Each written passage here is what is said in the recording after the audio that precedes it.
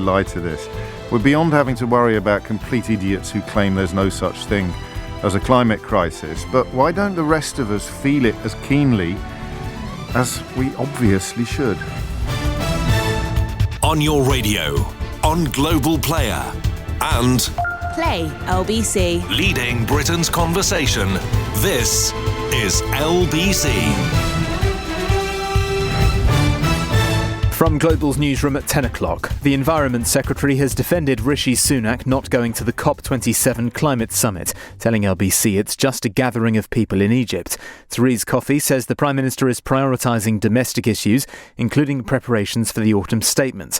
Simon Lewis is a professor of global change science at UCL. He thinks it's a shocking decision. It's slated that President Biden and Emmanuel Macron will go, as will dozens of other leaders from around the world. These COP talks, they're a chance for the world to focus on what is a global crisis that needs to be tackled and solved urgently. A new Assembly election for Northern Ireland is expected to be confirmed by the Secretary of State Chris Heaton-Harris. The DUP has refused to nominate ministers at Stormont until the UK government takes action to address its concerns around post-Brexit trading arrangements. Labour's shadow Northern Ireland Secretary Peter Kyle has told LBC ministers in London could have done more. When you look at what's happened in the last 6 months since the last set of elections, we've had 3 prime ministers, 3 secretaries of state for Northern Ireland, and we've had, crucially, no face-to-face negotiations with the EU on the protocol, which is the existential challenge which is put forward by the DUP. A number of top executives at Twitter have been sacked after Elon Musk completed his takeover of the company. It's unclear what plans the billionaire has for the platform, but he's previously accused it of policing free speech. A 90-year-old woman is in a life-threatening condition after she was hit by a car driven by another woman of the same age. She's in hospital in Glasgow after the crash happened yesterday morning in Greenock. Arsenal defender Pablo Mari says he feels lucky to be alive after he was stabbed in Milan. He was one of 6 people attacked in a shopping centre yesterday. Mari, who's out on loan at Italian side Monza, will have surgery on his back injuries today. The owner of British Airways has seen its revenues recover to pre-pandemic levels. IAG has also revealed it returned to profit in the third quarter, earning £1 billion after making a loss last year. In the city a short time ago, the FTSE 100 was trading down 40 points at 70.32, and the pound buys $1.15 and €1.15. LBC weather, breezy with some heavy rain in the north this morning, turning mostly dry with sunny spells later, but a few showers for Northern Ireland and Western Scotland, and very mild again, a high of 19 degrees. From Global's newsroom for LBC, I'm Simon Conway. Get to TradePoint for 3 for 2 on coloured emulsion and 4 for 3 on laminate and luxury vinyl clip flooring. Plus, if you've loyalty discount, you'll get this on top. Don't miss out. Offer ends Monday. Shop in-store or online. Find us at B&Q or at tradepoint.co.uk. Excludes flooring accessories. Ends 31st of October. Subject to availability. See tradepoint.co.uk. This is LBC from Global. Leading Britain's conversation with James O'Brien.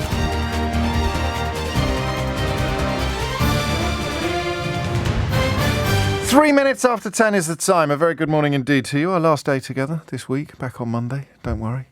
I've got a mad full disclosure for you later. One of the most moving conversations I think I've ever had in my life. Never mind on record, on tape for your enjoyment, if that's quite the right word. First time I've ever had to put a trigger warning at the front of a full disclosure with Professor Noel Fitzpatrick, otherwise known as the Super Vet. More on that a little later in the programme. There's so much guilt attached to this for me now. The climate change conversations that we have. I have caught myself not avoiding them. I think over the years there's been a degree of avoidance. But my goodness me, if there has ever been a more powerful illustration of the horrors of right-wing media in this country, the effort put into persuading you to believe things that aren't true or to act against your own interests. Oddly, on climate, it was more historically the Daily Telegraph that has done the damage, in cahoots, of course, with all those secretly funded think tanks that we love so much. But it's more actually, for once, the Daily Telegraph than the Daily Mail. The Daily Mail's relationship with the truth is comical now. How many days is it since they were telling us that Liz Truss's budget, the Kwasi Kwarteng's mini budget, was brilliant, and that she was definitely the person to lead the country to those sunlit uplands that we'd heard so much about? It was a few days after they told us Boris Johnson was a messiah, and a few weeks before they told us that Rishi Sunak was the answer to all the country's problems. So I think it's even beyond parody now, that particular corner of the media. But climate change, when I started doing this job, which I think I'm about to hit my 20th anniversary. Jones, am I looking at a 20th anniversary soon? How long have you been here? Have you been here that long? Yeah, it is, isn't it? Oh, good God, 20 years. Do I get anything? I got nothing when I got 1 million followers on Twitter. I can't believe that. That's something Elon Musk will hopefully be addressing now that he's bought the company.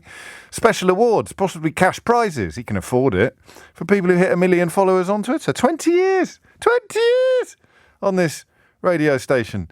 And, good grief. And over the course of those 20 years, I wonder whether any story has developed quite as much as the climate change story. So, back in the day, I don't think I ever went down the tunnel of false equivalence. I really do hope, and I don't know if the archive exists for people to check and haunt me with the evidence of my own complicity, but I don't think I was ever desperate enough to get people like Nigel Lawson on the programme to tell you with absolutely no qualifications whatsoever that climate change was a myth, or that it was all got up by, I don't know, the tofu-eating wokerati in order to scare the horses. I hope I didn't, but I certainly treated it as if the people on the other side of the fence had something interesting to say. I would certainly have taken calls from the kind of idiot, and I don't like using that word, but sometimes if the cap fits, who are still saying, oh, it's only weather.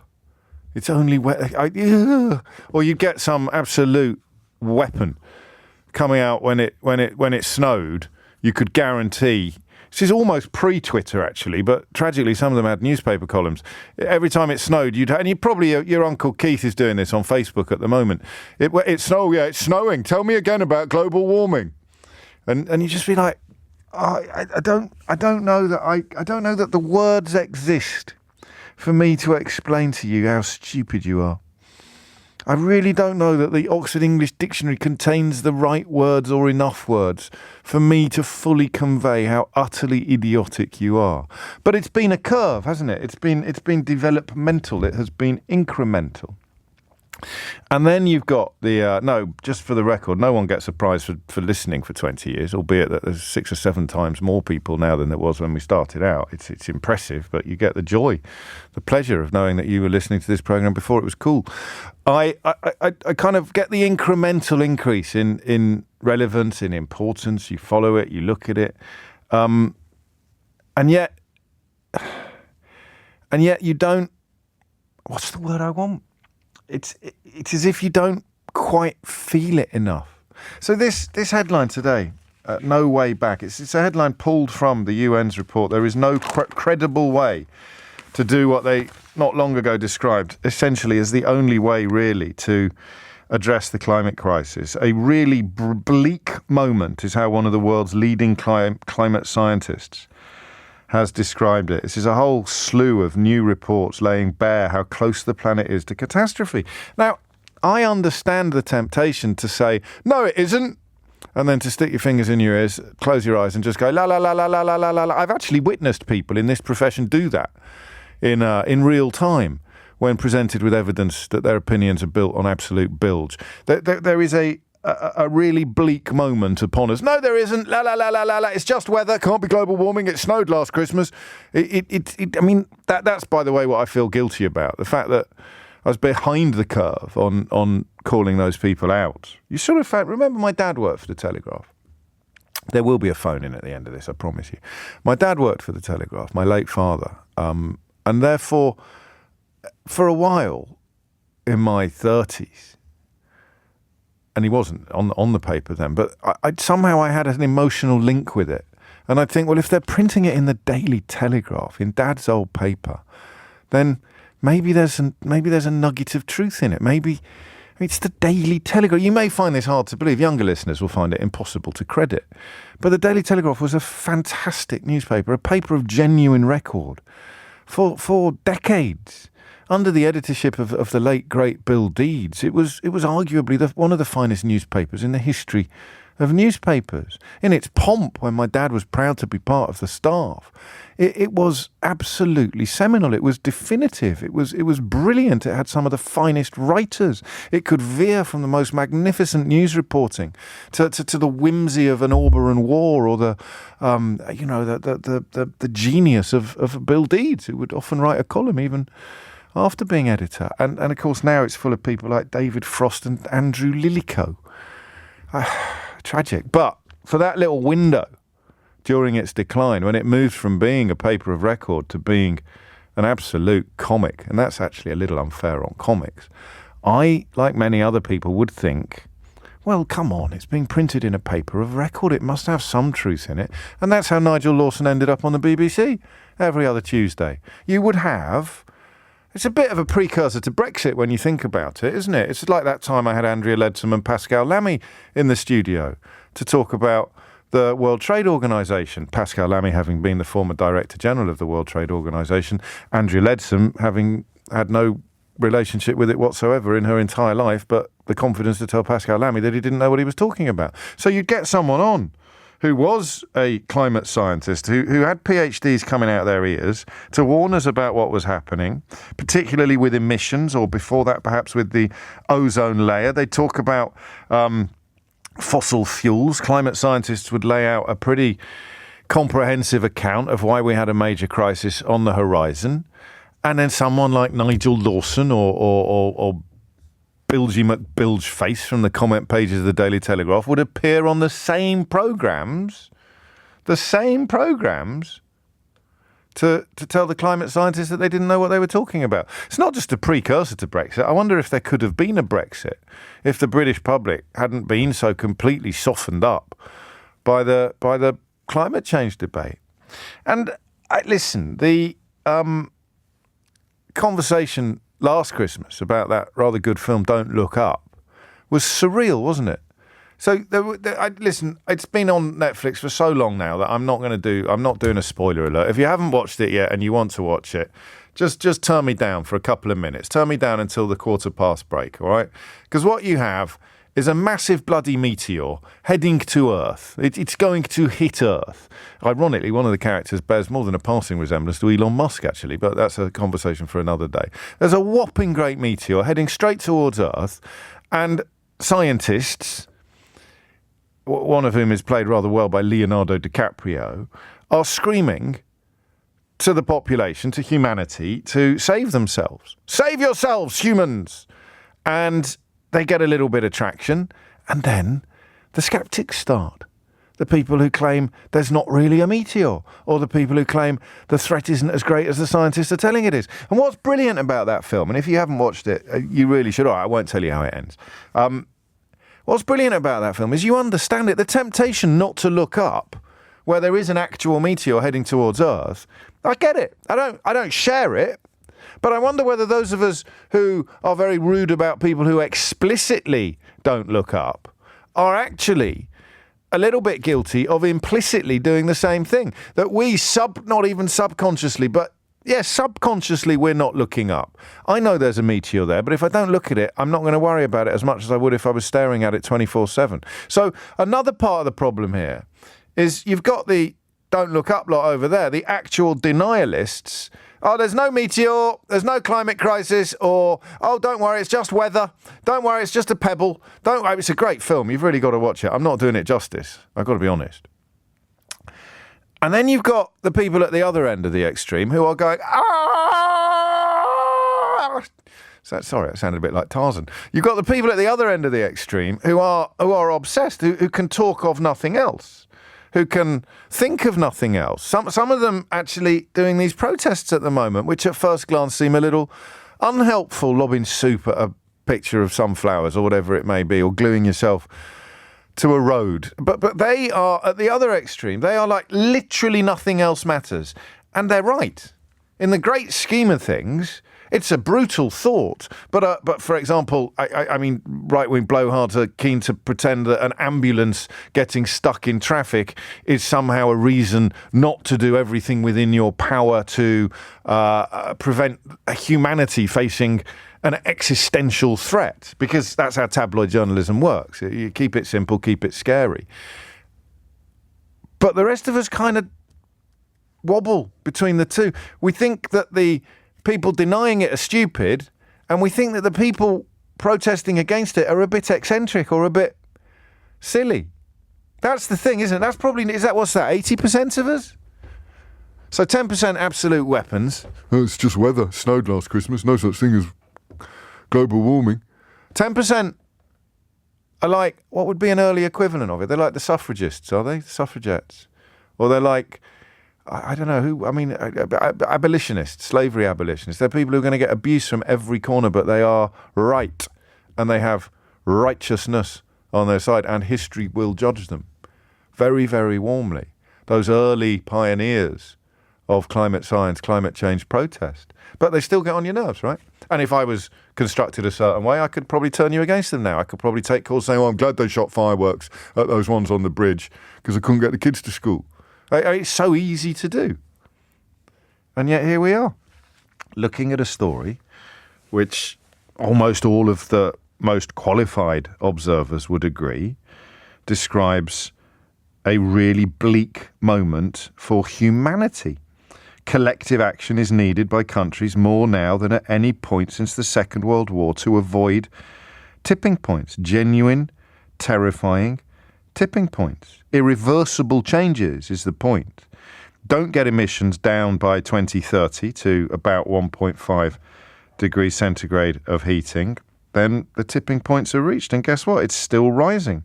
Shell and Total Energies both doubled their quarterly profits yesterday to $10 billion, give or take a couple of quid. Oil and gas giants have seen their profits go through the roof since COVID and the Russian invasion of Ukraine. In 2022, the oil and gas sector is expected to amass approximately $4 trillion. $4 trillion, while ordinary people can't afford to feed their kids. So even if there wasn't an existential threat to the species, you'd have to be absolutely backwards to think that that was in any way sustainable or justifiable. But here we are. 10:17 is the time. So when I say to you, why don't we look up? I'm treating climate crisis as the meteor in the film Don't Look Up. Why don't we look up? I'm not just talking about the idiots who deny the existence of a meteor or who claim that there's really nothing to worry about and if it does hit Earth, we'll all be fine. I'm categorically talking about people like you and me who know it's there. We know it's there, but we don't look up either. Why? 0345 6060 973. So this is quite a nice phone-in a way, because often lately we're speculating about the motivations of other people, or we're wondering, why on earth is Rishi Sunak doing that? Or how could anyone believe that? Or yesterday, an amazing conversation about people who believe conspiracy theories. And then you believe one, you believe them all. So a fairly loose précis of the conversation that we have. But this is very much about you. I've already been speaking for 18 minutes, so I can't start examining why I don't look up more. But I'm going to ask you why you don't. So there it is. You know, this bleak moment, this metaphorical meteor heading towards Earth. And don't forget, as a few of you have already pointed out, I should not use the word planet. The planet will be fine. It's just how many of us are on it is going to be the question, and where we're going to live. So let's talk about humanity, not the planet. We are humanity. We are facing an unprecedented threat, a massive crisis, and we're not looking up. Why not? 0345 6060 973 is a number you need. And you know, you think I'm exaggerating about the damage the media has done. It's not just right-wing newspapers, of course. The BBC routinely puts absolute balloons on flagship programmes like Question Time to claim that the scientists are all wrong and I'm right. I mean, the damage that whole model of so-called journalism has done to our country is immeasurable, and quite possibly the subject of my next book. So there you go. It's not all bad news. This is LBC. Get some sunshine when it's gone with Punchy, delicious and natural low-calorie soft drinks with 50% of your daily vitamin D from Amazon, Ocado or punchydrinks.com. I'm Julius Caesar, an emperor, not a tradesperson. But if I was, I'd be on Checkatrade. 8 out of 10 homeowners surveyed would choose a tradesperson from Checkatrade over one that isn't. And they guarantee your work for a year. So apply today. Up to £1,000, T's and C's apply. With her new iPhone 14 Pro, Izzy can now see every tiny feather on the robin hiding in that holly bush. Amazing! See the world at its most beautiful with the incredible new iPhone 14 Pro. Get it from Vodafone today with the UK's only phone buyback guarantee. And get a guaranteed buyback price when you trade it in. Selected devices only. Trade-in in good condition from September to October 2023 via our trade-in tool. Airtime and device eligibility checks and terms apply. See vodafone.co.uk/buyback. Credit by Vodafone. Do you have an energy smart meter? Now you can put your smart meter on your mobile with the Hugo Energy app. See your energy history and set budgets with Hugo. This winter, we are supporting the National Grid's demand flexibility service by sending Hugo users mobile alerts. So how does it work? Well, you can get a cashback for not using devices like washing machines at certain times. So let's unlock the power of your smart meter today. Search Hugo Energy app online. TfL have made road junctions across London safer for everyone. We've upgraded 43 junctions. Not only have we added new cycleways and signage, we've also widened pavements, improved crossing points and made some streets one-way. It's part of the ongoing improvements we're making to ensure our roads are safer for all Londoners. Search TfL Improvements Plan. To the Mayor of London and TfL, every journey matters. Breathless after minor physical activity? Feeling exhausted with swollen ankles? It could be a potential symptom of heart failure. Speak to your GP, who might suggest a simple blood test to help diagnose it or rule it out. Pumping Marvellous's Beat HF campaign and Fighting Failure from Novartis are working together to raise awareness of heart failure. Find out more at pumpingmarvellous.org. Sponsored and funded with editorial input by Novartis UK. With Pension B, you can combine, contribute and withdraw online.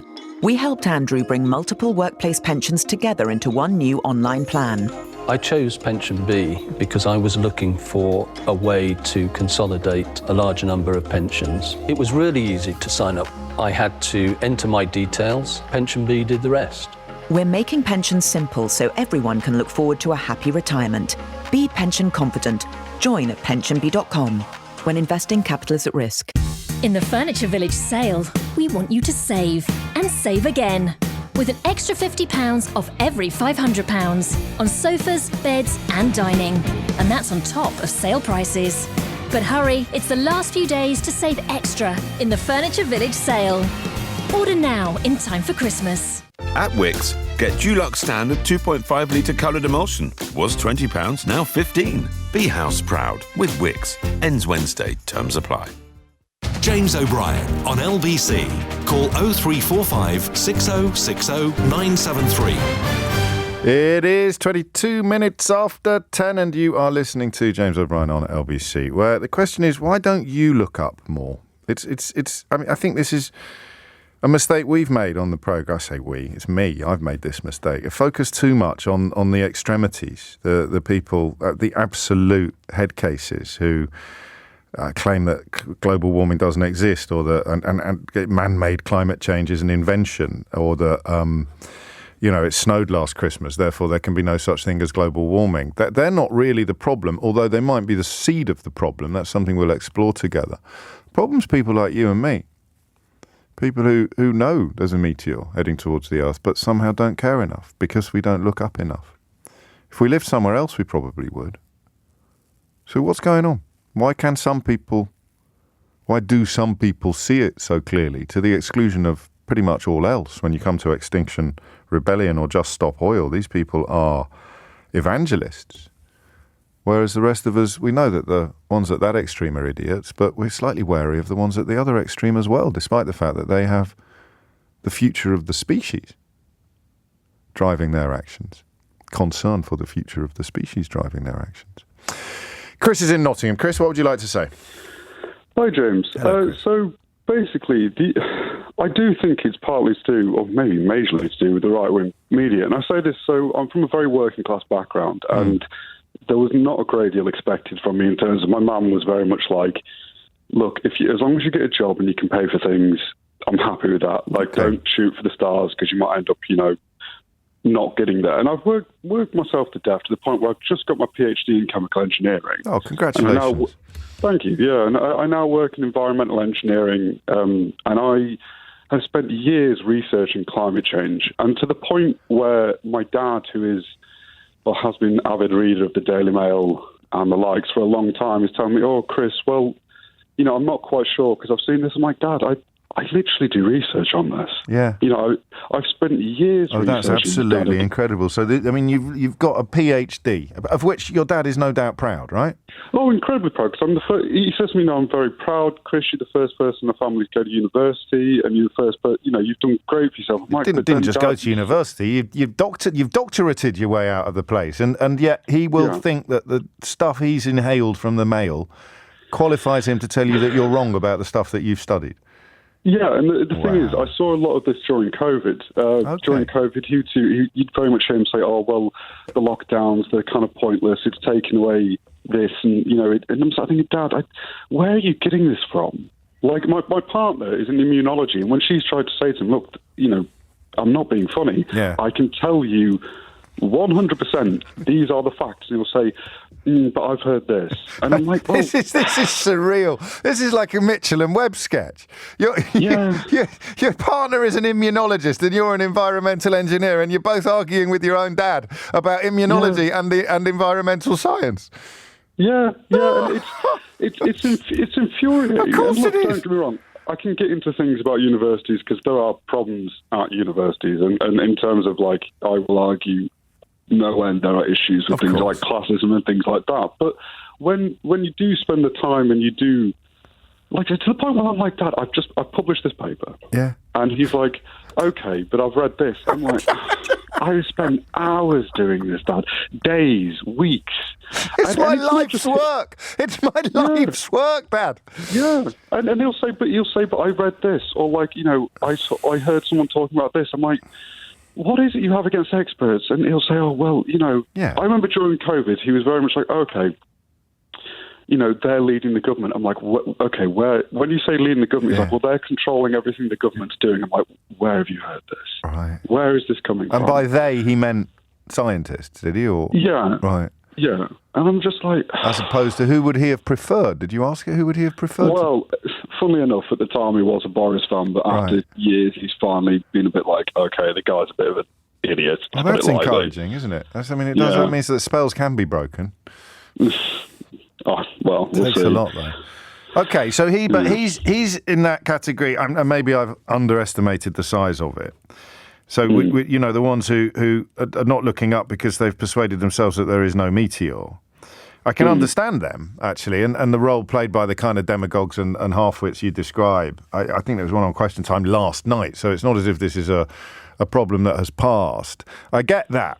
Okay, it's a curious mixture of stubbornness, cowardice, bigotry, and to be a little bit more generous, sort of vulnerability, self-protection. If I just convince myself that the threat doesn't exist, I might feel a bit safer and a bit happier, even though it exists. So I get that. But what about the middle bit? What about the rest of us who, and I suspect you're probably not in this category, that we know the meteor is coming?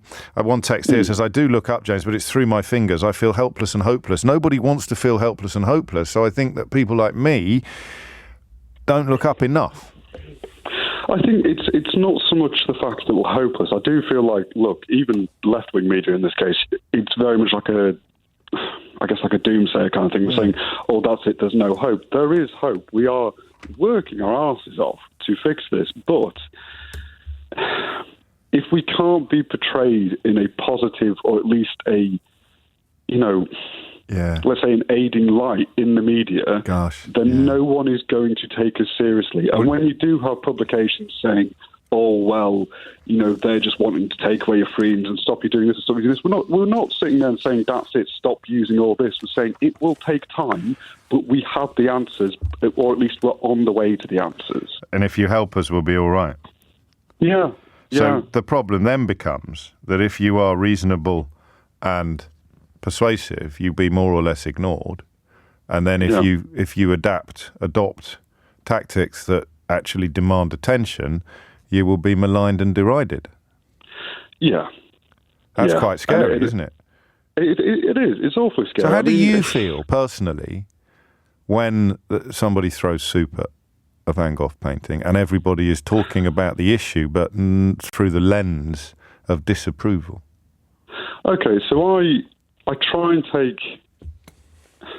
to listen. I think, so having gone through a fair bit in my life, I won't get fully into it, but gone through a fair few things such as cancer and mental health problems and such, I've taken the approach that often sometimes the best thing to do is just to listen to someone, and when they speak to you, listen to what they're actually saying. And more often than not, it's a fear. I mean, I'd say with, let's say, the right-wing media, conservatism, it's in the name. It's a case of we want things to stay the way they are, but unfortunately that doesn't happen. And we have made mistakes in the past in terms of our usage of fossil fuels and so on and so forth. And we're not having to pay for it, but we are having to pay for it, I suppose, but we're going to have to make changes. And if we don't, the world is going to get so much worse. It is going to get to a point where we can't fix it. And we're trying so damn hard. I mean, Christ, probably shouldn't blaspheme. I know some people obviously out there are religious, but some of us out there are pulling 60 to 80 hours a week to try and get this, research out. I hear you. And it's just, and it's not. You've slightly dodged my question. You've slightly dodged. Go ahead. No, I'm speaking specifically about the tactics of Just Stop Oil protesters, which garner precisely the level of attention that you need, but not the kind of attention that you want. I say. Okay, so what do you personally think of them? You don't have to tell me if you don't want to. If it makes you uncomfortable. No. I actually sympathise with their cause. Of course. I do think if you sit there and stop things like people driving down the street and so on and so forth, you're going to cause anger, which means you'll get in the media, obviously. The media will use that as a weapon against your cause. Yeah. And they will say, they'll call you eco-zealots, they'll call you this, that and the other. And I think you can try a forceful approach, but if you look at the media, they will just use it as a weapon against you. And so, as a scientist, I want to go with a facts-based approach, but we need a platform to get this out, which isn't then going to completely turn people away. Yeah, no, beautifully put. You made me very late for the news, but sorry. No, don't apologise. I could listen to you all day. Will you phone me again? Yeah, sure. I have plenty of other things I could talk about. I'm sure there are. I'm sure, but you've got a very natural storytelling mien, if that's the right word, demeanour. I find it fascinating. And the background, though, there's that simple image at the very beginning of the call of a bloke with a PhD in environmental engineering arguing with his dad who reads the Daily Mail about environmental science. And then his partner, the immunologist, comes in and he starts arguing with her about immunology. And some people like to think the Daily Mail isn't a problem. It's 10:32. Holly Harris is here with the headline. The Environment Secretary has defended the Prime Minister's decision not to attend next month's key climate summit in Egypt. Yesterday, Downing Street said Rishi Sunak had other pressing domestic commitments, which will prevent him from going to Cop27, but he remains absolutely committed to supporting the event. Therese Coffey suggested the summit in Sharm el-Sheikh isn't as high profile as last year's in Glasgow. It's been confirmed there'll be fresh Assembly elections in Northern Ireland, but with no real prospect of a solution to the underlying issue. The Democratic Unionist Party is blocking power sharing at Stormont because it fundamentally disagrees with trading arrangements set out in the Northern Ireland Protocol. The owner of British Airways has seen its revenues recover to pre-pandemic levels. IAG reported operating profits of £1 billion in the 3 months to September, after a loss of £390 million last year. The weather, many parts of the UK will be dry with sunny spells this afternoon, but remaining wet in Northern Ireland and Western Scotland. Mild with a high of 19 Celsius. This is LBC. With her new iPhone 14 Pro, Izzy can now see every tiny feather on the robin hiding in that holly bush. Amazing! See the world at its most beautiful with the incredible new iPhone 14 Pro. Get it from Vodafone today with the UK's only phone buyback guarantee. And get a guaranteed buyback price when you trade it in. Selected devices only. Trade-in in good condition from September to October 2023 via our trade-in tool. Airtime and device eligibility checks and terms apply. See vodafone.co.uk/buyback. Credit by Vodafone. When you're missing the sunshine, soak up some vitamin D with Punchy, a delicious, low-calorie, sessionable soft drink that packs a punch. All natural ingredients with 50% of your daily vitamin D, so you can still get some sunshine when it's gone. Choose from Punchy Blood Orange with bitters and cardamom, Punchy Cucumber with yuzu and rosemary, or Punchy Peach with ginger and chai. Try now at Amazon, Ocado, or at punchydrinks.com. This is liquid sunshine. COVID-19 and flu spread more quickly in winter and can both cause serious illness. Protection provided by COVID-19 vaccines decreases over time. So if you're over 50, in an at-risk group, or pregnant, boost your immunity now. And because flu viruses can change every year, many adults and children can also get a free flu vaccine. Vaccines are your best protection, even if you've had COVID-19 or flu. Find out if you're eligible at nhs.uk and book now. As a Bolt driver, I work hard. I work long hours, getting people where they need to be, from A to B. So, at the end of the day, I expect a fair deal from my employer. I deserve better. Bolt drivers, following the successful Uber claim, be part of the fight for the compensation and workers' rights you deserve. Join Lee Day's Bolt drivers claim today. Visit leeday.co.uk/Bolt claim or text claim to 82727. Hello there, it's the Hairy Bikers here, and we are here to help you. Yes, you listeners, to get more from your food. We are indeed more character, more delight, and more flavour. Yeah, and we know a proper tasty way to do it. With Knorr, of course, the nation's favourite stock. That's right, so whether it's a chicken or chickpea comforting curry, or a hearty beef or bean chilli for dinner tonight, just be sure you give it more with Knorr. To verify, call 0800 731 1411. In the Furniture Village sale, we want you to save and save again. With an extra £50 off every £500 on sofas, beds and dining. And that's on top of sale prices. But hurry, it's the last few days to save extra in the Furniture Village sale. Order now in time for Christmas. Love animals. Love Bearkind bamboo socks. For the ones that love puffins, pangolins or panthers, hedgehogs, orangutans or bumblebees, there's a pair of Bearkind socks for everyone. Printed with endangered animals on the outside and super soft on the inside. Give the gift of cosy happy feet with 20% off 5 pairs or more. Find their favourite animal. Search Bearkind bamboo socks now. Delivery included. I'm Julius Caesar, an emperor, not a tradesperson. But if I was, I'd be on Checkatrade. 8 out of 10 homeowners surveyed would choose a tradesperson from Checkatrade over one that isn't. And they guarantee your work for a year. So apply today. Up to £1,000, T's and C's apply. This is LBC with James O'Brien. Call 0345 6060 973. Tweet at LBC. Text 84850.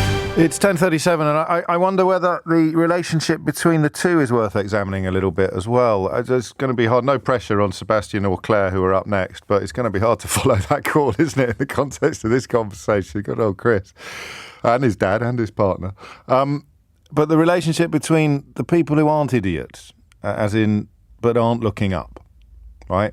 And I'm very much putting myself in this category. I do not dedicate as much mental energy or action to the climate crisis as I both could and should. But I acknowledge its urgency and its reality. There is cognitive dissonance in place there. I've said to you before that in an entirely objective universe, we would talk about precious little else on this programme. As it is, we talk about it more than ever, and perhaps more than many other comparable broadcasts, but nowhere near enough. And that is a chicken and egg situation, because you wouldn't listen. But maybe you would. But you wouldn't. Do you see what I mean? So if I talked about it more, you'd listen less. If I talked about it less, you wouldn't listen more. I have to get the balance exactly right. That's my problem, not yours. But do we sometimes fall into the trap of deriding and maligning the protesters who achieve attention? Do we fall into the tabloid lines about, couldn't get the kids to school, or the mythical, or if not mythical, then, the ambulance that can't get through the traffic, for example? God knows what it was like on the day that the Queen's funeral brought the whole of the capital city to a complete standstill. But, those sort of observations are unhelpful. Do we because I thought the ones that threw the soup at the painting were very silly, till I sort of saw one of them explaining why they'd done it. And then, as Chris said, if you listen to people, then you maybe get a different perspective. And that's where the fingers have to be put in the ears. If you listen to these people, they would make you feel bad about your inaction. And that leaves you with three choices. Cognitive dissonance, which is, I know they're right and I know I'm not doing enough. Oh, poor me, which is where I am, usually. It's pathetic, but I've got to be honest with you. Or you put your fingers in your ears and just go, la, la, la, la, la, la, la, there's nothing going on, don't look up. Or you join them. There's only three choices. You dismiss them, even though you know they're right. Or you somehow persuade yourself that they're not, and so you don't look up. You know they're right, but you feel bad about not doing enough, so you actually end up going in hard on the people who are doing more. Or you join them, or at the very least you offer them your full-throated support. Sebastian's in Orpington. Sebastian, what would you like to say? Hi, James. Hello. Nice to talk to you, first-time caller. Welcome. Climate change, it's a deeply scary and depressing topic for me, personally.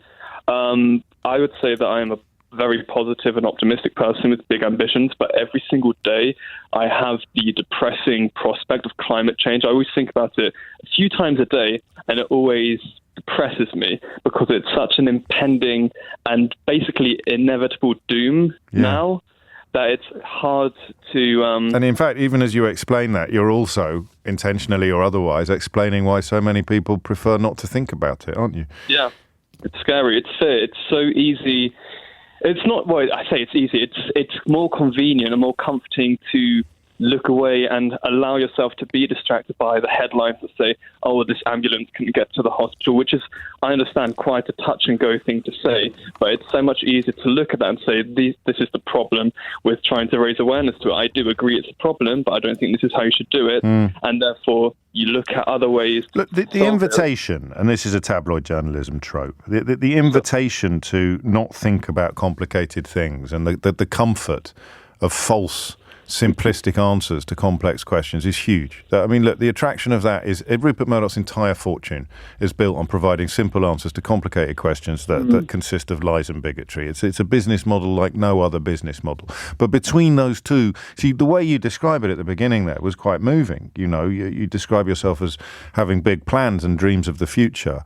And yet, at the same time, when you think about this, the word depressed creeps in, and the word unsettled, and the word dismayed creeps in. And who wants to feel like that, Sebastian? Exactly.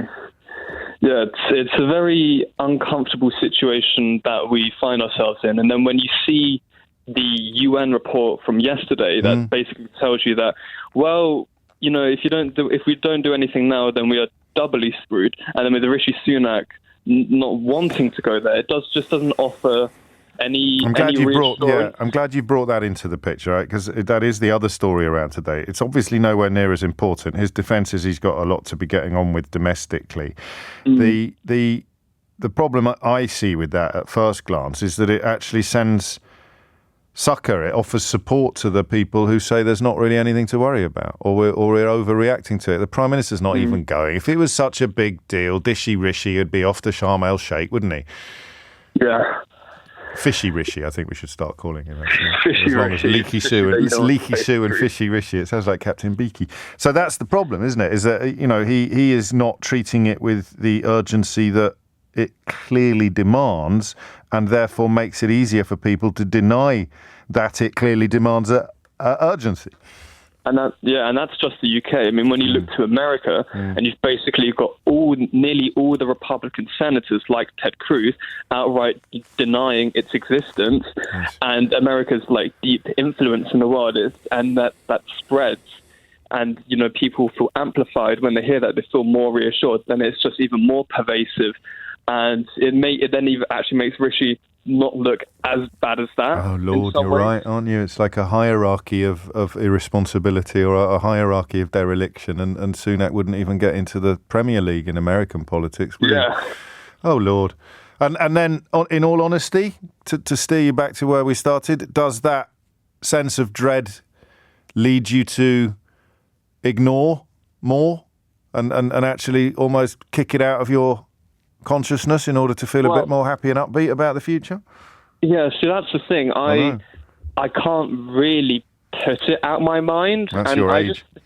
Partly. Yeah, I mean, I'm 19, so it's basically my impending and my colleagues or my friends' impending future. Yeah. Like, I can't put it out of my mind. So, I see pictures of like people in the French Alps and they're skiing on snow, which will be a complete scarcity maybe by the end of the decade. And I just think I'd love to be reassured and that it will be okay, but there's no salvation. It's the defining issue of humanity. But the younger you are, the more defining it is. It's because your generation has not, like mine, discovered it in their 20s or 30s after it was a fringe issue, after it was bubbling away, and then for a period, of course, it was a victim of false equivalence with, the world's leading climate scientists on one side of the question timetable and complete balloons calling them wrong on the other side of the question timetable. It's a strange one. That beautiful honesty, though, Sebastian, really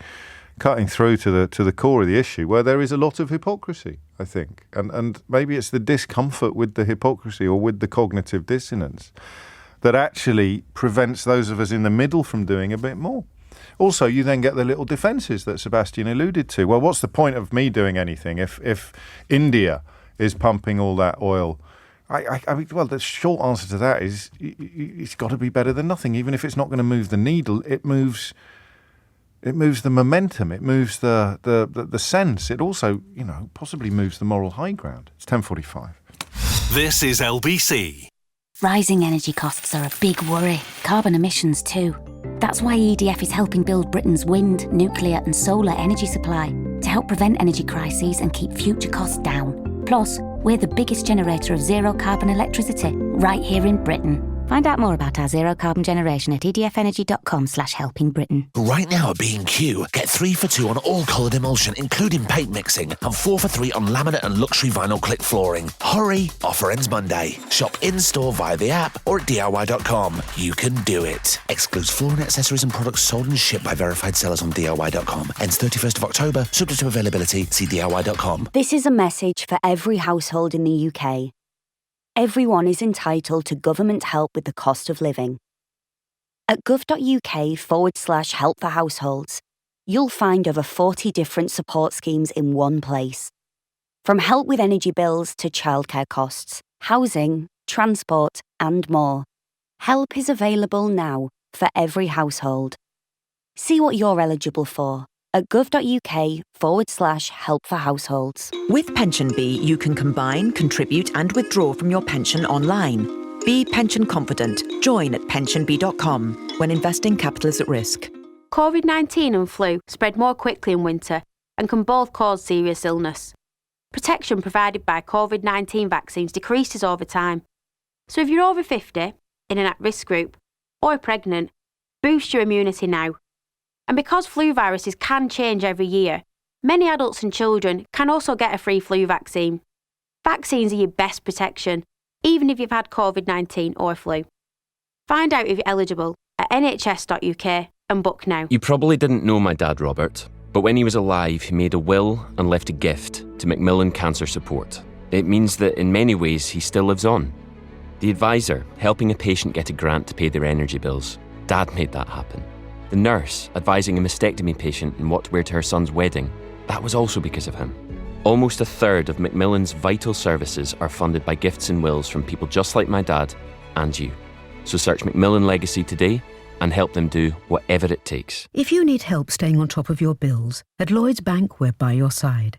Every month, thousands of customers are using Spending Insights and are viewing their upcoming payments on our mobile banking app to help them feel more in control. And every day, in branch or on the phone, our colleagues are making a difference by talking customers through all the options available. Find out more at lloydsbank.com/cost of living. Lloyds Bank, by your side.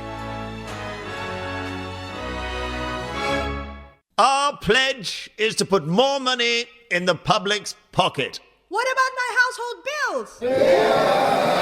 Feeling that cost of living crunch? Lebara are here to help. 3 gigabytes of data, EU roaming included, and no annual price rises, all for just £5 a month. Lebara, more for less. Change or cancel anytime. Rated excellent on Trustpilot.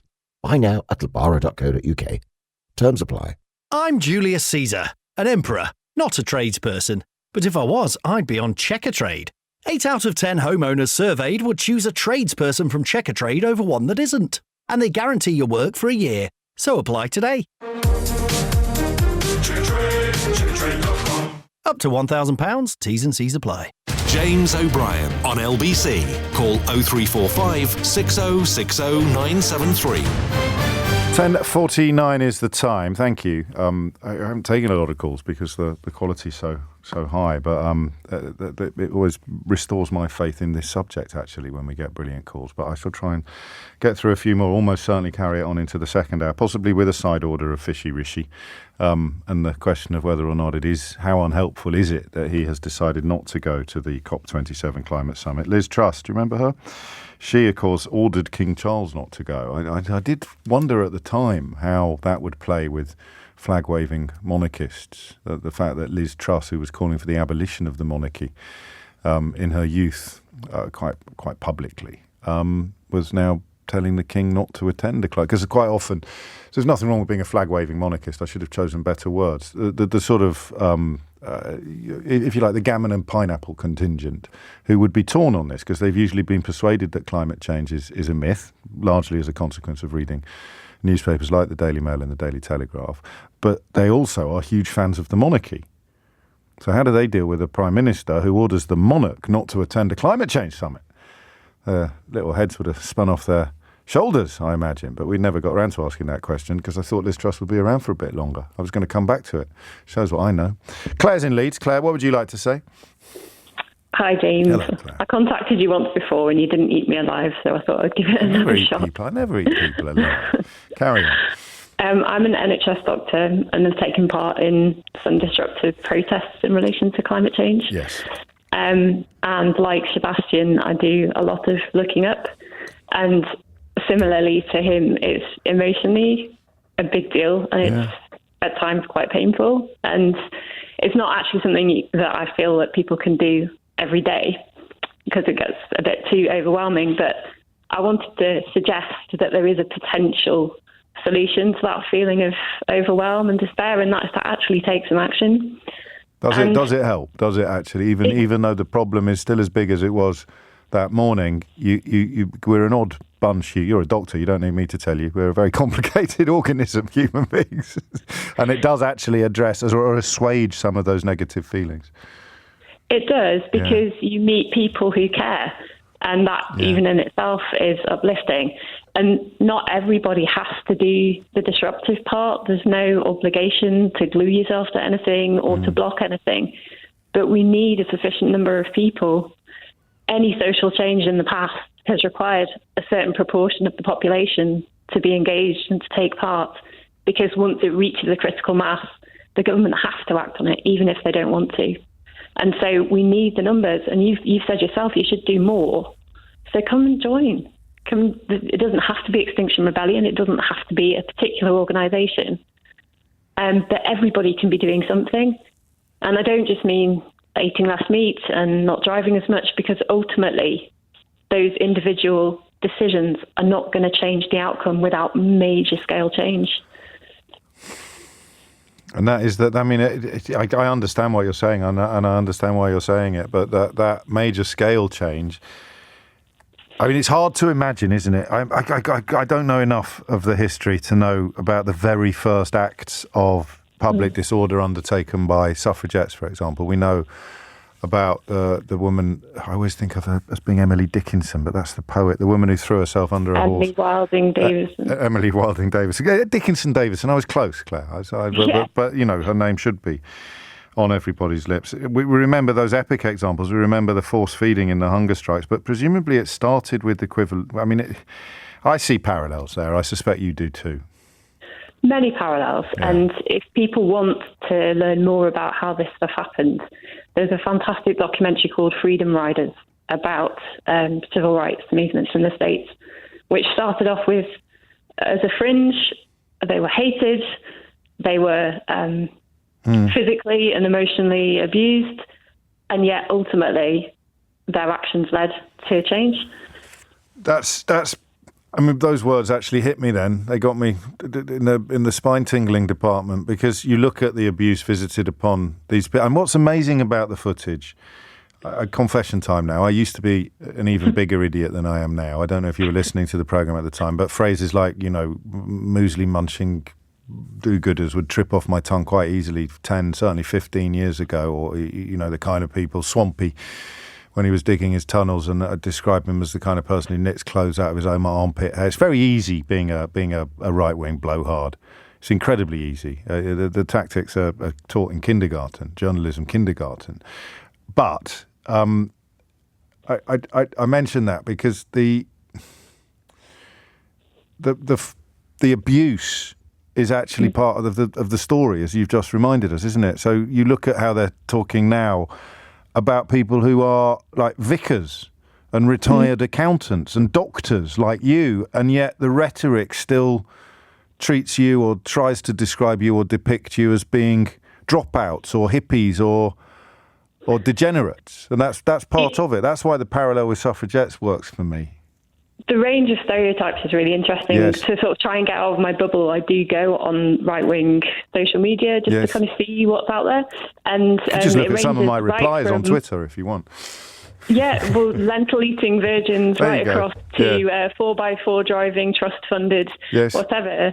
None of them are true. No. And it just serves to perpetuate stereotypes and generate this hatred. The two protesters who were involved in the closure of the Dartford Bridge have received death threats. Yes. Yeah. And the media has played a role in that. I mean, they wouldn't be criminally responsible, but I'm sure we can all think of columnists and commentators who have clearly and obviously incited the kind of behaviour that Claire has just described, not just the death threats, but also the firing of fireworks at protesters up a bridge who are there to save your children. But, down with that sort of thing. Claire, thank you. I hope you'll call me again. It's obviously we need to talk about this more, but again, I feel that weird sense of guilt at only doing it when it's big news. Morgan's in Hebden Bridge. Morgan, what would you like to say? Hi, yeah. Thanks for taking my call. You're welcome. As I was saying to the researcher, the reason I don't look up as much as I should is I'm too busy looking down, and by that I mean a single disabled person, unable to work, and most of my effort is made to survive. And although this is an emergent issue, and I accept that, I'm not at all in denial about things needing to change, it's not immediate. Yeah. And I think for a lot of people, they're too busy with what's going to happen in the next hour, next day. You are. Well, I am. And I respect that completely. I'm not really finding fault. I'm finding fault today with people like me, not people like you. But I finish work at 1 o'clock. With some guilt. It still leaves you with guilt when you're well aware that there is an issue. Oh, right. And you can't do more. Yeah, but that key word there is can't. You see, I clearly can, but I don't. So I'm supposed to be feeling guilty. Luckily, I was raised a Catholic, so I've had 5 decades of practice. Why should you be feeling guilty if you genuinely can't do anymore? Because it feels like you're putting yourself before humanity, and that's not a position you want to feel like you're in. That. And I kind of disagree with your last caller about not just cutting down your driving or eating less red meat. I think what we need is a vast scale of people doing small things. Yeah. I think people who go to I don't think Claire would disagree with you on that, actually. I didn't. I mean, that was almost what I took from her call, was that suggestion that it doesn't matter if you're not going to change the world. If enough people are doing little things, then it creates momentum, doesn't it? But, if you can ask yourself, can you do one less car journey? Can you do one less, steak dinner? Yeah. If that's all you can do, that shouldn't be belittled.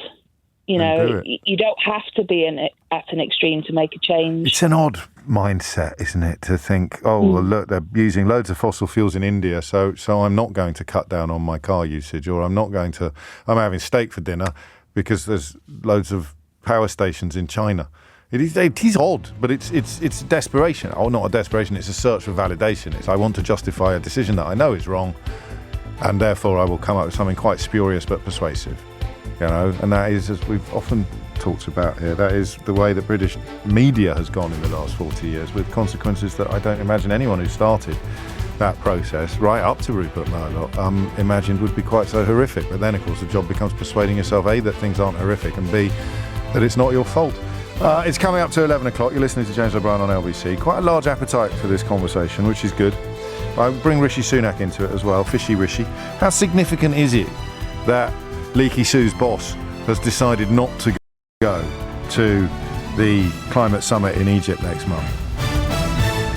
On your radio, on Global Player, and Play LBC. Leading Britain's conversation.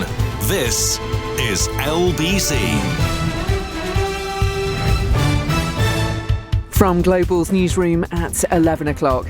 The Environment Secretary believes the UK is still showing global leadership in the fight against climate change, despite the Prime Minister not attending next month's Cop27 summit.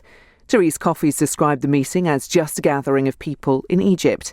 She says Rishi Sunak's prioritising the government's plans on the economy, including next month's autumn statement. But Labour MP Peter Carles told LBC this year's meeting is particularly important. The reason he should be there is that right now Britain is the president of COP. We go into this conference as president and then we hand over to the next president. We should be putting energy into the next presidency. We should be ending our presidency with a bang, giving energy and focus and policy ideas into COP. DUP leader Sir Geoffrey Donaldson has insisted it's the fault of the UK government that devolved government in Northern Ireland isn't functioning. Stormont ministers left their posts at midnight after the deadline to form a new power-sharing executive passed. The DUP is refusing to nominate ministers until the government takes action to address unionist concerns around the Northern Ireland Protocol. A Premier League footballer says he feels lucky to be alive after being stabbed at a supermarket in Italy. Arsenal defender Pablo Mari, who's on loan at Monza, is due to have surgery today after he was attacked along with 5 others in Milan. One person died. A 46-year-old man has been arrested. The RMT union says its members will strike for as long as it takes to get a fair pay deal. ScotRail workers who are members of the RMT will walk out tomorrow for 24 hours. Most services across Scotland will be cancelled. And the world's richest man, Elon Musk, is expected to meet Twitter staff later after confirming his multi-billion-dollar takeover. One of his first actions on completing the deal was reportedly sacking a number of the social media company's top executives. In the city a short time ago, the FTSE 100 was trading down 43 points at 70.30. The pound buys $1.15 and €1.15. And the weather many parts of the UK will be dry with sunny spells this afternoon, but remaining wet in Northern Ireland and Western Scotland. Feeling very mild, and a high of 19 Celsius. From Global's newsroom, for LBC, I'm Holly Harris. Is boiler cover worth it? As a British Gas engineer, I get asked that a lot, and I always say yes. In the past year, we've been called out to fix over 1.8 million boilers, and repair bills can be hefty, but with British Gas boiler cover from just £2.50 a month, you can count on us if things go wrong. Get a little peace of mind from costly repairs from just £2.50 a month. Search British Gas boiler cover. British Gas, here to solve. Terms and exclusions apply. Availability 98% of UK mainland. This is LBC from Global, leading Britain's conversation with James O'Brien.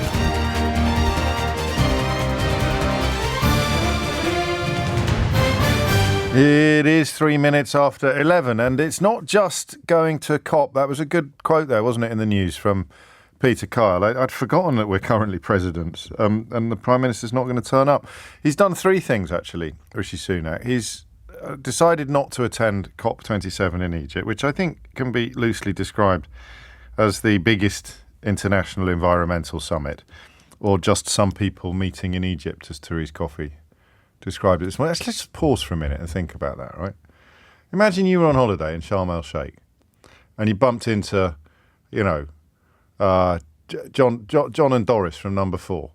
You couldn't believe it. Look at that. John and Doris are here. Look, darling, it's John. It's only Doris and John, isn't it, from Number 4? You know how amazed you always are when you bump into someone that you have a vague, or maybe you don't even know them, but you start chatting by the pool And it turns out they live in the same town as you. And I can't believe it.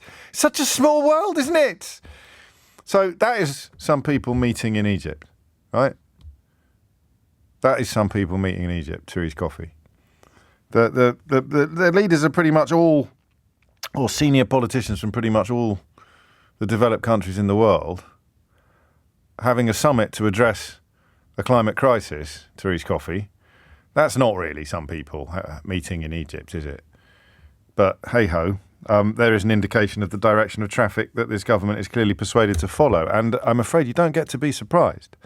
Rishi Sunak was pretty clear during the leadership campaign that he lost to the woman who lost to the legislator, that this is where he was coming from on environmental matters. And again, you know, the worst kind, and I speak as someone who fell for it for approximately 20 minutes last...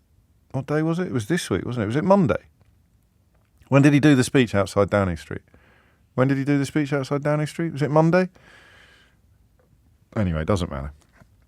I fell for it. For maybe I'm being a bit kind to myself, actually. Maybe it was more than 20 minutes. An hour and a half. And then he started appointing his cabinet. And you realise that all that talk of integrity, accountability and professionalism was absolute bunkum. And that's partly because of his demeanour. He looks quite nice. He looks quite smooth. Looks quite sort of plausible. Johnson was a one-off, as we've discussed, in so many ways. Rishi Sunak looks like the kind of guy that you would buy life insurance off, doesn't he? He does to me, anyway. And that is part of the problem, because his programme, when it comes to matters environmental, is hideous. In fact, it's one area where Boris Johnson, reportedly due to the influence of his current wife, Boris Johnson was actually not bad. I mean, I'm not sure he ever actually did much, but he was making all the right noises, sometimes even in the right order. So he's been Prime Minister for about 2 days, maybe a bit more, but in the last 48 hours, he's pulled out of attending Cop27 in Egypt. He has removed Alok Sharma, who is currently the president of COP. Good Lord, he's removed him from the cabinet. You can miss this stuff. There's quite a lot going on under the radar, because you've got Suella Braverman undertaking all manner of strange behaviours and appearing to be a security threat and needing lessons off MI5 on what she can and can't share with other people, sending government documents to some obscure backbencher's wife for reasons that still haven't been explained. And now, according to some reports this morning, she even lied about the circumstances in which she resigned, claiming that she'd brought it to the attention of the last Prime Minister, Liz Truss, when in fact she just got busted bang to rights after being reported by the person to whom she'd accidentally sent the government document that was actually intended for the wife of an obscure backbench MP. But hey-ho, that was yesterday's scandal. Today's is pulling out of COP27, removing the current president, Alok Sharma, from the cabinet, and also demoting the climate minister, Graham Stewart, from the cabinet. So if we were to take Therese Coffey at face value, we could perhaps comfort ourselves with the thought, well, he's new in the job and he's got a lot on, and maybe he'll send someone else instead, yada, yada, yada, yada, yada, boom. But that little hat trick there of decisions taken in the last 48 hours, against the backdrop of what we were talking about in the last hour, that's really interesting in a bad way. He's pulled out of COP27. Even Liz Truss was planning to go to at least one day of the summit, even though she'd reportedly ordered King Charles not to attend.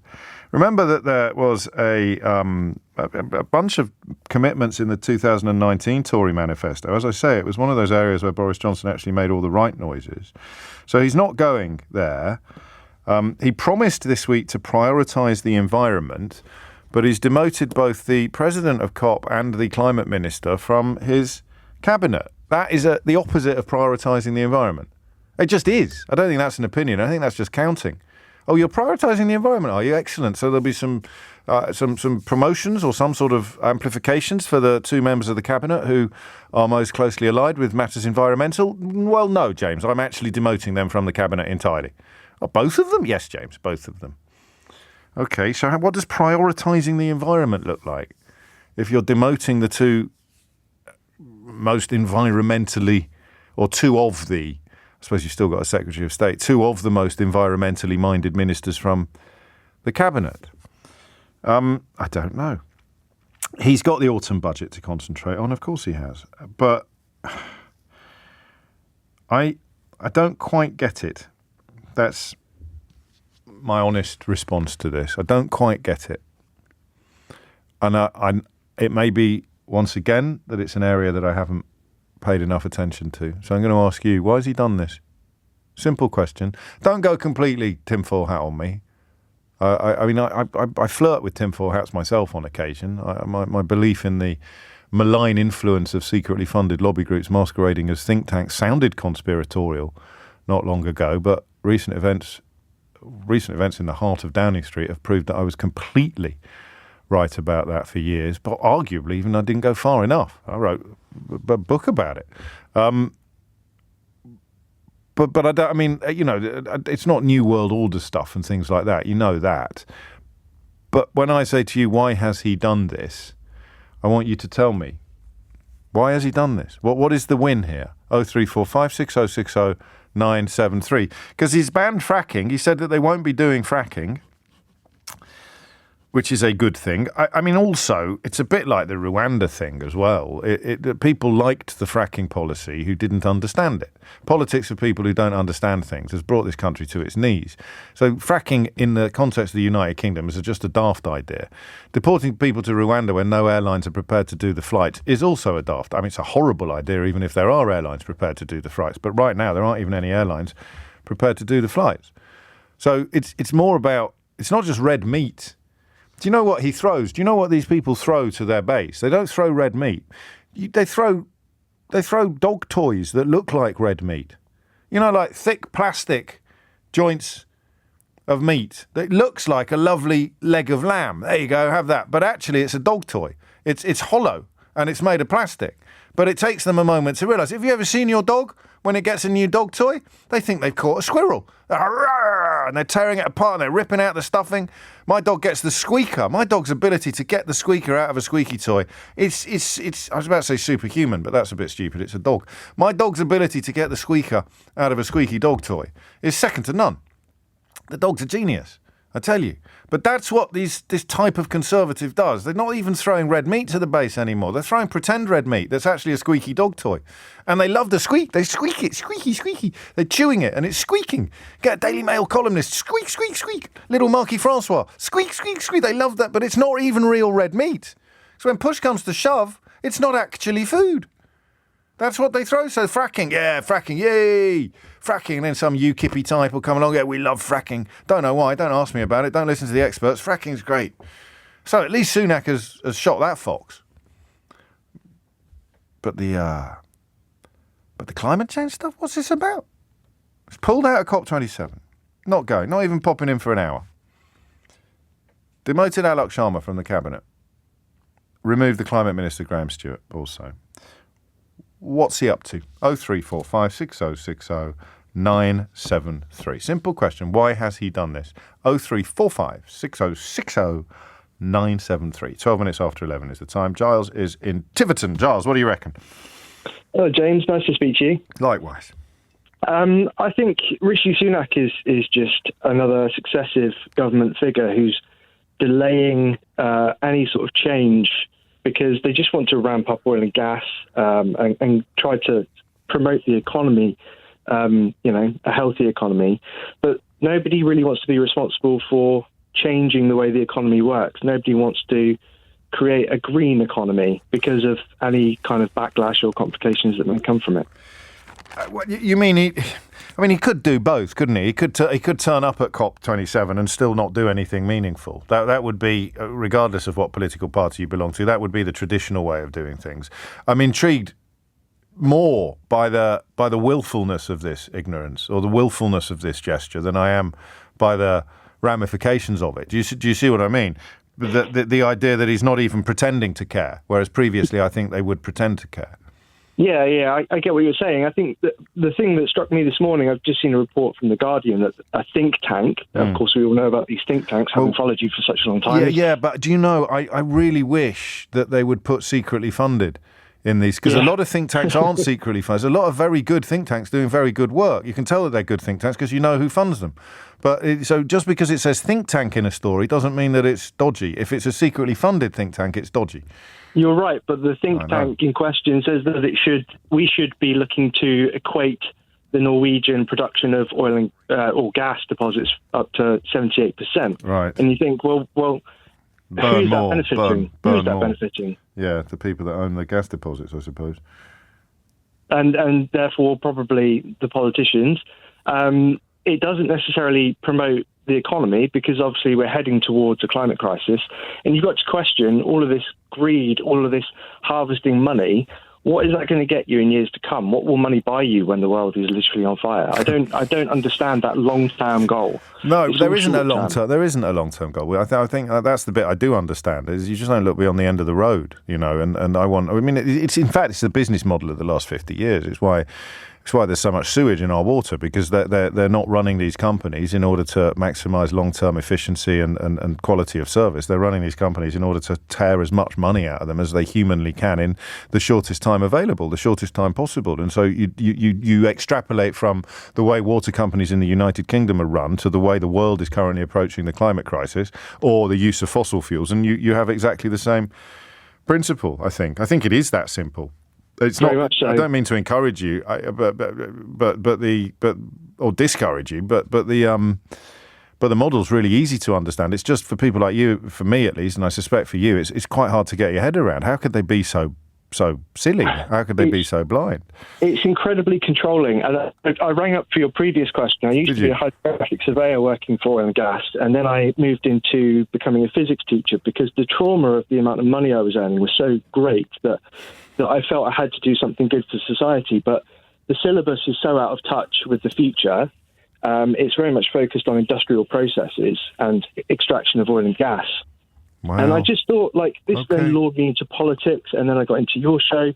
And I'm no longer a teacher because trying to promote climate change, trying to promote kids, don't turn up on a Friday, go and protest for the future. Yeah, it's not going to go down well with a head teacher, is it? No, obviously not. But and I walked away because I just realised the amount of damage our government is doing. And it's really quite traumatic. So this, you're not the only person to use that word today. This hat trick of decisions by Rishi Sunak then is simply, from where you're sitting, proof of his determination, even as he does, bring back the ban on fracking. So fair play for that, and insist, in words at least, that he will prioritise the environment. This little hat trick of decisions is proof that he is going to be doubling down on fossil fuels for reasons. Yeah, I just want to sort of finish off with, I think there are three kinds of people. I think there are people who believe in climate change, and there are a subset of people who are doing something about it, i.e. the activists. I think there are people who refute it or, stick their fingers in their ears. And I think there is a larger proportion of people who believe in it but are expecting someone to come and save them. Yes, I think you're right. And scientists they're the most important people. Bells. They're the most important people because they're the ones, and I'm one of them. If you can find the trick, the button, the switch, and flick it, then you'd have an army of people undertaking actions designed to help everybody. That's the bit that I struggle with. Why are you up that bridge? Because I'm really trying to draw attention to the peril that the entire population is in. Well, there's a mum over there that can't get her kid to school. What about her? Yeah, okay. I'm not sure you've really been following my explanation here, but have a nice day. Thank you, Giles. 0345 6060 973 is the number. Why has Rishi Sunak done this? Why has he said in one breath that he's going to prioritise the environment and in another taken 3 steps that suggest the polar opposite? 18 after 11 is the time. This is LBC. An elevated travel experience awaits as Singapore Airlines brings you Australia, New Zealand and beyond on board the world's most awarded airline. Enjoy an unforgettable experience with incredible service and warm hospitality. Flying to Australia from just £973 return. Book your 2023 trip today at singaporeairlines.com. Singapore Airlines, a great way to fly. Book by 7th November. Terms apply. Love animals. Love Bearkind bamboo socks. For the ones that love puffins, pangolins or panthers. hedgehogs, orangutans, or bumblebees. There's a pair of bear-kind socks for everyone. Printed with endangered animals on the outside and super soft on the inside. Give the gift of cosy, happy feet with 20% off 5 pairs or more. Find their favourite animal. Search bear-kind bamboo socks now. Delivery included. With her new iPhone 14 Pro, Izzy can now see every tiny feather on the robin hiding in that holly bush. Amazing!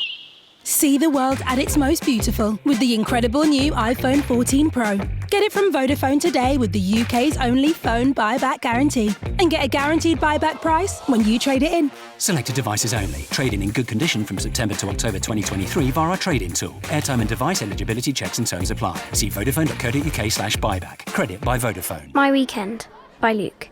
Me and Mum go to the park if it's sunny.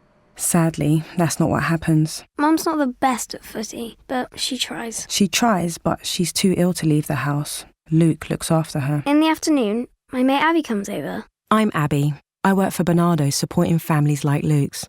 But every day, more families like his are struggling with the cost of living. Will you help? If we can change a childhood, we can change a life. Search Bernardo's to join us. Our pledge is to put more money in the public's pocket. What about my household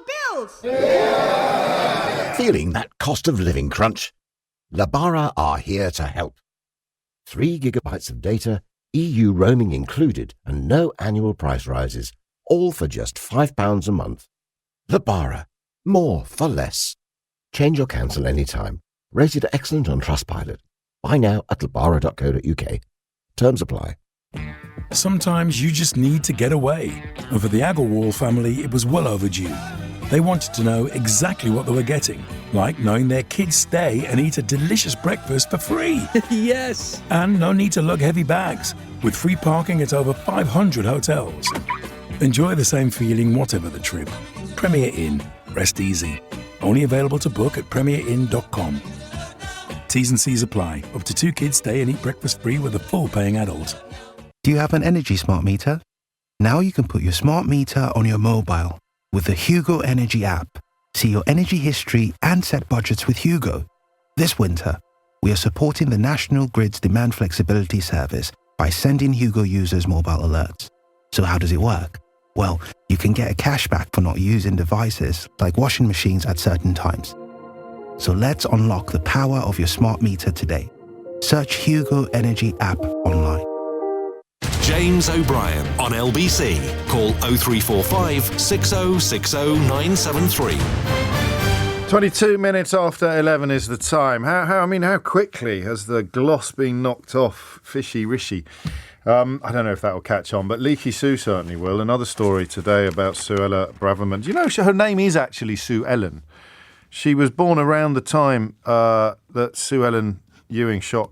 Who shot JR? It wasn't Sue Ellen, was it? It was the blonde lady. Anyway, she was born around the time JR got shot in the popular American soap opera Dallas, and she was named by her parents Sue Ellen.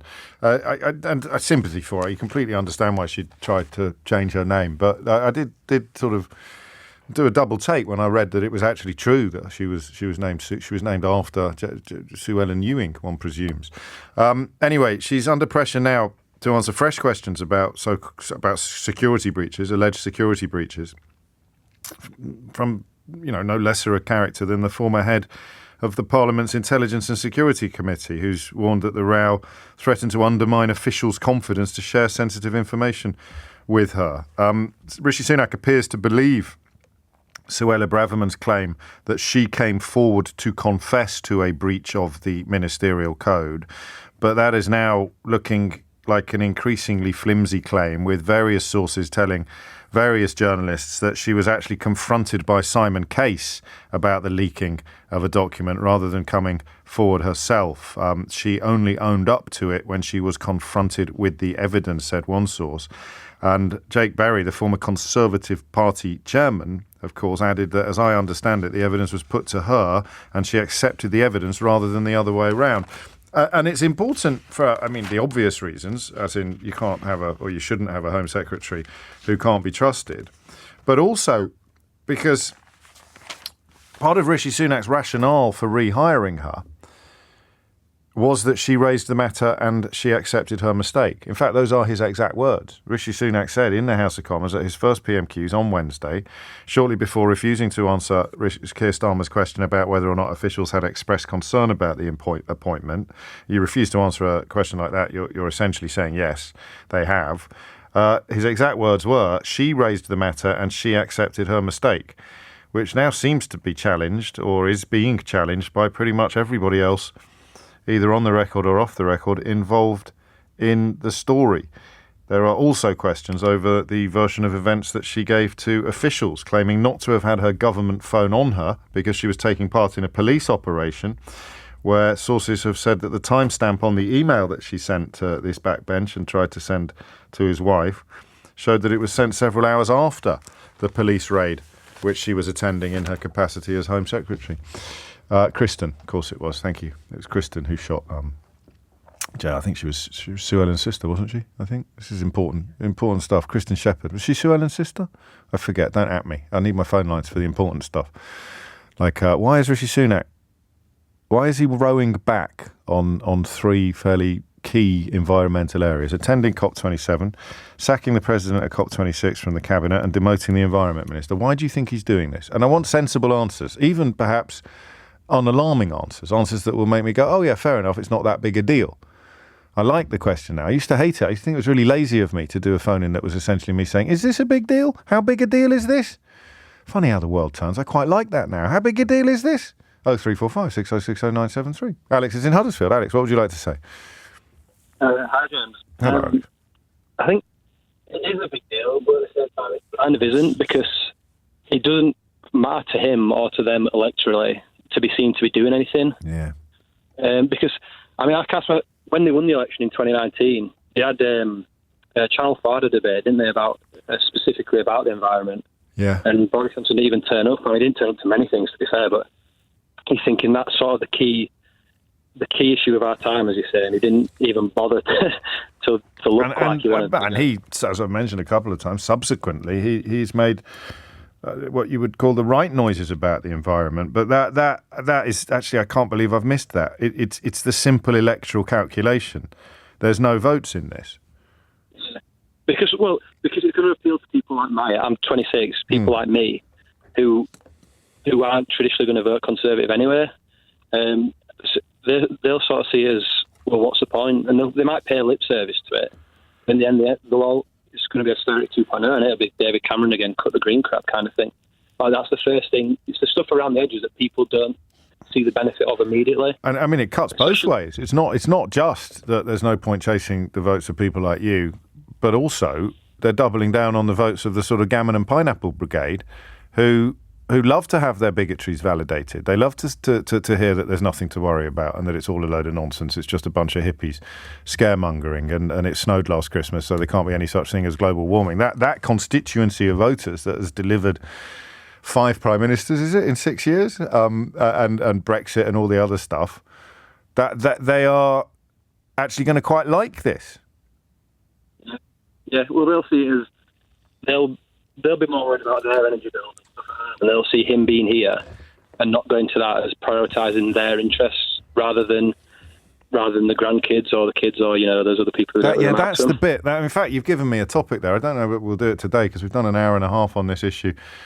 It's not a great phone line, Alex, either. That's the only reason I'm moving on. But that's the thing, isn't it? Why is it not more electorally significant? Why does, London's a unique constituency, but why does the Mayor of London keep getting re-elected? Or why has Sadiq Khan been elected twice when, if you had to point to his list of achievements, clean air, would certainly be at the top of the list, and for some people it'd be the only thing on the list. The work on clean air has been incredible. You very, very rarely see it reported. There was a report out the other day, an international report on the improvement in the quality of the air that we breathe in the capital city of England, and I can't now find it. These things appear so rarely, and they get picked up by none of the newspapers. But that I don't think the people vote for him because of the work he's doing and the work he's done on clean air. I'm not sure they do. Steve's in Leytonstone. Steve, what would you like to say? Hi, James. Well, a couple of things really. It's all about leadership, and when you look at leadership, there's a concept called the say-do gap. Right. And Do as I say, not as I do. Well, there's a wonderful expression. It says, I cannot hear what you're saying because what you do speaks so loudly. Wow. Yeah. And when you look at what's next to him right now, he can say what he likes, but what he's actually doing is sending a completely different message. Gosh, yeah. So he can. Well, hang on. Banning fracking is doing. That's one thing, but he's saying a lot more. Look, we see it all the time in organisations. People go away on retreats. They have these visioning sessions. Another bad line, Steve. It's not your fault. I know it would have been fine when you were put through, but I can't quite. Yeah, okay. So he does. So he'll say the right things and then do the opposite. That kind of fits with the model that we're seeing. I don't get it though. I don't see what do you lose by going. The support of the gammon and pineapple people, perhaps. I don't know. 03456060973. It's coming out to 11:30. You're listening to James O'Brien on LBC. Holly Harris is here with your headlines. A woman has been jailed for 34 years in the first televised murder sentencing in England. Gemma Mitchell, who's 38, killed Mi Quen Chong in North London last year and hid her body around 200 miles away in Salcombe in Devon. The Environment Secretaries defended the Prime Minister's decision not to attend next month's key climate summit in Egypt. Therese Coffey says the big political COP meetings only take place every 5 years. The Northern Ireland Secretary says he's extremely disappointed that power sharing hasn't been restored before the overnight deadline. Chris Heaton-Harris says he now has a legal duty to act.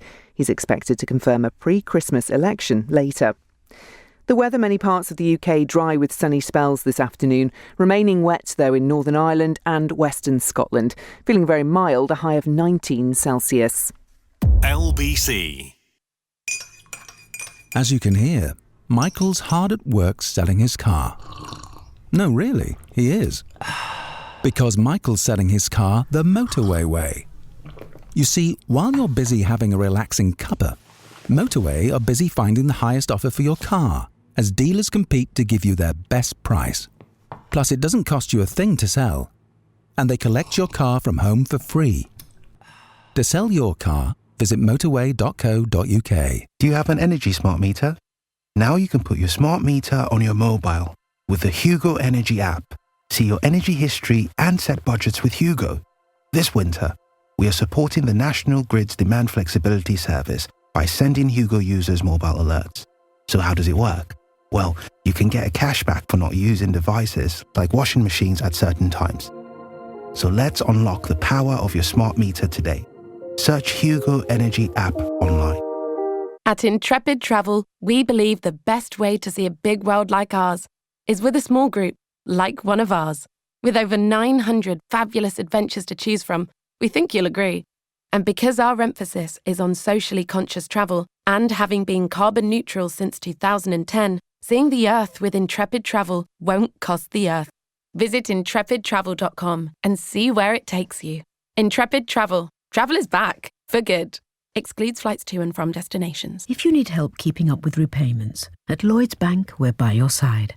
Thousands of customers are getting an early sight of their upcoming payments on our mobile banking app, helping them to take greater control of their money.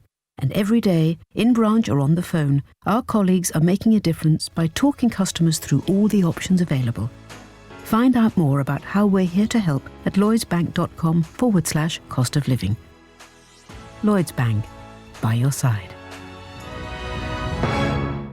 If you've lost £3,000 or more in a scam or fraud, then tell CEL. CELsolicitors.co.uk specialise in confidential, no-win, no-fee fraud and scam recovery. Whether you were pressured by someone posing as a bank, HMRC or even the police, if you have been scammed, don't let them get away with it. Let us help you try to get your money back. Tell CEL. We listen, we care, we win. With O2, you can get the Samsung Galaxy S22 from $36.44 a month when you trade in a Samsung Galaxy and claim a £200 prepaid MasterCard. That's a new pair of wellies, cashmere sweater and one of those big flasks to keep your brew warm. Whatever you want to spend your £200 prepaid MasterCard on this winter is up to you. Search O2 Samsung S22. Plus RPI plus 3.9% prepaid MasterCard issued by GVS Prepaid Limited. Claim by email and SMS within 30 days and 2nd of November. 18 plus credit checks, eligibility and terms apply. See o2.co.uk/terms. Hello, I'm Bianca, a bus driver for TfL. No matter if you hop on in Croydon or Camden, every single London bus is now low or zero emission at the tailpipe. This is part of the improvements the Mayor and TfL are making to help build a greener London for everyone. Feels good to be doing my bit too. For more information, search TfL Improvements Plan. To the Mayor of London and TfL, every journey matters. This is LBC with James O'Brien. Call 0345 6060 973. Tweet at LBC. Text 84850. It's 11:34. You're listening to James O'Brien on LBC. And we've done two shows this week on the Suella Braverman scandal. Leaky Sue, also, it would appear to be lying Sue. So don't think that I'm taking my eye off that particular ball. It's going to be very interesting to see how it unfolds. A bizarre decision, in my view, of Rishi Sunak to immediately undo his claim to be committed to accountability, integrity and professionalism, to undo it on the same day that he made it. But perhaps she did have him over the proverbial barrel with that pledge of support that came on the Sunday. And one thing I did wonder was maybe he didn't know. Incredible to think it was only last Sunday. Politics has moved so much, hasn't it, in recent years. I was just thinking, John Sopel, our colleague here, the presenter of the rather brilliant Newsagents podcast, tweeted something a moment ago, and I've been trying to do my sums in my head while also talking to you, and they say that men can't multitask. It was 37 years from 1979 to 2016. There were 5 prime ministers, right? Isn't that incredible? Since 2016, when Cameron handed over to May, we've also had 5 prime ministers. Cameron, May, Johnson, Truss, Sunak. That's absolutely bonkers. 37 years, 5 prime ministers. Now, post-Brexit, 6 years and 5 prime ministers. As John says, it's almost as if something pretty destabilising happened in 2016. And speaking of 2016 and indeed of Brexit, if you follow me on Twitter, don't look at the tweet I've just shared about car production in this country. Do you remember when all the Brexiters were telling us that all scaremongering, Project Fear, the car industry will be absolutely fine, and you tried to explain about the just-in-time supply chains, and you tried to explain about the importance of frictionless trading and having no checks on goods coming in or out was quite a key part. Yeah, the production, it is a terrifying graph. It's gone down by over, as far as I can tell, it's gone down from over 1.7 million to just under 800,000. So absolutely decimated car production in this country, with just 63,125 vehicles rolling off factory lines in September. But remember, the key issues of the moment include cycle lanes and what else we're getting cross about these days? Smart motorways. All the big, for people interested in matters motoring, the complete collapse of car manufacturing in this country is not important at all. What is truly important is those blokes who shut that bridge the other day. 37 minutes after 11. Back to the environment. Deborah's in Sidcup. Deborah, what would you like to say? Hi, how are you doing? I'm all right. Good. Yeah, it's quite interesting listening to you. I think Fishy Rishi, that's got to stick. We'll see. I don't think I came up with it. I can't believe I'm the first. It's such an obvious rhyme. I certainly didn't come up with Leaky Sue. But anyway, on we go. Yeah, you were talking about the amount of prime ministers we've had in the past 5 years, and obviously we had the public order bill that was just sort of slipped under the mat last week, which poses a great threat to anybody who wants to protest or workers' rights or, anything. And the fact that Rishi Sunak is not going to Cop27, it speaks volumes anyway. It's sponsored by Coca-Cola this year. It's showing on one hand that, A, he's not bothered about the environment, and 2, it doesn't really mean anything anyway. But to send Theresa Coffey, who talked about permanent cups this morning, it's a complete farce. But I can't help but think, while this is all going on, you're having a very eloquent discussion with people. What else is being put through by the government, who are not really in charge? It's the money that speaks. And I find it very worrying that a man who's earning 700, who's got 700 million, is in charge of a country when he just does not understand the people who are, fighting to make ends meet. I'm working class, but I do work. But it's getting harder for people like myself. people on benefits, people who are disabled. Everything is interlinked, and I can't help but worry again why education's being stripped, the NHS are being stripped, when there is money there. Tax the rich, the 1%. The people with the broadest shoulders. Just to steer you back, because you covered a lot of ground there. I know, sorry. No, that's great. I mean, fill your boots.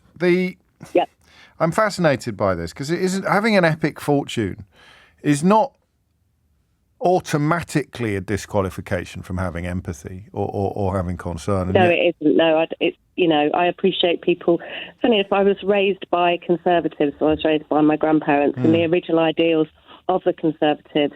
I admired what my parents achieved. Yeah. However, with that, if there is a lack of empathy, which clearly there is for him to do such an about turn with Braverman, who is controlling Sunak. He is merely a puppet. He's got no grasp. I don't know if he is. I don't know if he is a puppet. I mean, I'd have thought the one thing you could say about someone who's richer than the king is that he's actually not in anybody's pocket. Well, how much did he inherit? I mean, look at Rees-Mogg. Nothing. He was physically... He didn't inherit anything. His parents are still alive. I was reading about him this morning. Have I made a mistake there? Okay, but fair enough, he's made that. So, I mean, again, this is unfair, isn't it? You put me in the position of defending him. I would have thought that if there was one positive to having a Prime Minister who's as rich as Croesus, it means that he's not going to be in anybody's pocket, and nor is he going to have to tap someone up for some cash to decorate his flat and then be in their debt. Do you see what I mean? He can pay his own way. I see what you mean. Yeah. However... has he got the greed characteristic? Well, he's got he's not become Prime Minister to get rich, Deborah. And with respect, I think that's a fairly silly suggestion. He's become Prime Minister because he's already as rich as anybody could possibly hope to be. I was not suggesting that he became Prime Minister to become rich at all. No, not Is it greed then? Greed for what? How? I mean, I don't really understand. No, I agree with you. Greed. I agree with you. Why did Theresa May, why did, any of the Prime Ministers now, or Boris Johnson, if anyone who wants to be a Prime Minister as part of their career, I worry about. If we took money out of politics entirely, so we had, we cut the MPs' perks, all their benefits, then we would be able to see true politics, is what I'm saying. Okay. So anyway, and how would they pay their mortgages and well, they'd have a basic salary, but what about their second and third mortgages? Well, they have to have a home in London where they work, and they have to have a home in their constituency where they also work. Well, what about teachers? I commute to Southend. Should I have a home in Southend as well? No, but you don't do the job. You don't teach in Sidcup and in Southend. But what you're saying is that politicians are more important than other roles. No, I'm saying that politicians have two homes because they work in two different places throughout the year. So are you saying that politicians, just take one who's Well, you can hear what I'm saying, literally. Just the words. I'll tell you what I'm saying. I'm saying the words that come out of my mouth. That's what I'm saying. You don't need to ask me what I'm saying while you're talking to me. I am saying that politicians have second homes because if, for example, they have a constituency in Cumbria and their working week is spent in Westminster, they need to have two places to live. Okay, I'll reframe and they get help with one of them. Sue's in Tufton. Sue, what would you like to say? Going back to the reason why I think he's shifted people out of cabinet while saying that and the environment is a priority. I think he said the environment's a priority because that no Prime Minister could say it's not, given genuine people's fears and worries about it. The fracking thing, I think, is just clearly, if you look at where the fracking would be taking place, there are Tory seats that would be gone at the next election. So I think that's partially just really about it doesn't make any sense to go down that route if you want to be re-elected as a government. He has actually said, I think this week as well, that he's against expanding onshore wind, and I think that was actually coming back into the fore. So for me, that shows he's really not serious about the environment. But in terms of the ministers, and I used to be a senior civil servant for a short period of time, what is very clear is as soon as you demote a minister, so essentially you've said these people are no longer at cabinet, that means you've lowered it down the list of priorities. So the senior civil service across Whitehall now know that it's not seen as big a priority by the Prime Minister and by the key players. It's crystal clear to you, is it? It's crystal clear to me. It's hard to think of another interpretation. Here's a job. It's currently cabinet level. Now it isn't. It's suddenly a less important job, right? That's just obvious. That's gravity. Obvious. Yeah. And it also means that those people. So I think what they started to say, and when I was working in government, is that you have to look at what would be the environmental impact of new policies. And of course, so all the civil servants, the papers get circulated at a senior level. Not that I worked in environment, but they would get circulated. And then, each department would have their little say. And particularly on environment, you would be saying there's a climate change issue or there's an equalities issue. That's another area that's meant to be looked at against each policy. But then when you get to cabinet, you would then expect that those policies, if there was a climate change impact or an environmental impact, that the minister for that particular policy area would be saying either this is a good thing, this is a bad thing, this needs changing.